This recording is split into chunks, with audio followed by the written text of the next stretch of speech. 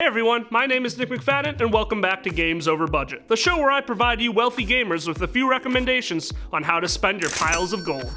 Today I'll be reviewing the hyper-realistic simulator developed by Hamster Games, Evil Bank Simulator.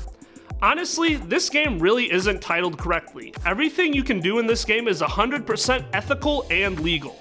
The goal of this game is to become the richest bank in the world and buy out the Federal Reserve in 300 turns. You can do this through a variety of reputable methods, like issuing loans and using your threatening guards to make sure that no one defaults, or investing in a piece of land that produces resources that you can turn into many different goods, like grain, wheat, or weapons. You could also use your weapons to fund armies of warring nations and make a profit off of war.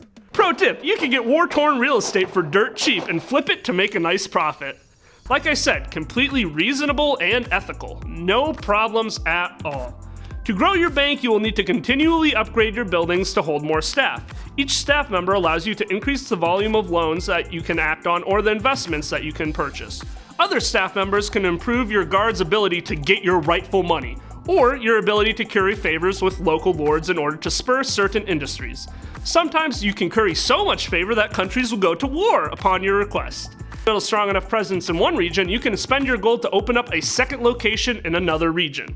This cycle of loaning, investing, doing legal things, and expanding is what will lead you to your ultimate victory. Be careful, however, there are many respectable and virtuous banks that will be competing against you to become the richest.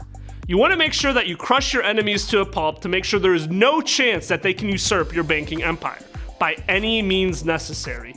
Throughout this game, there are several events that can affect the economy, like riots. And I hate it when the peasants riot because they don't have food or are hungry. Psh, just buy more food, duh. I really did enjoy this game. It was great practice for me to take over my own rich banking business when I grow up. I can't wait to continue the long and reputable legacy that McFadden Legitimate Banking Corporation has. I hope to one day return to the great prosperity that we saw in the early 1930s. Right now on Steam, this game is $12 million.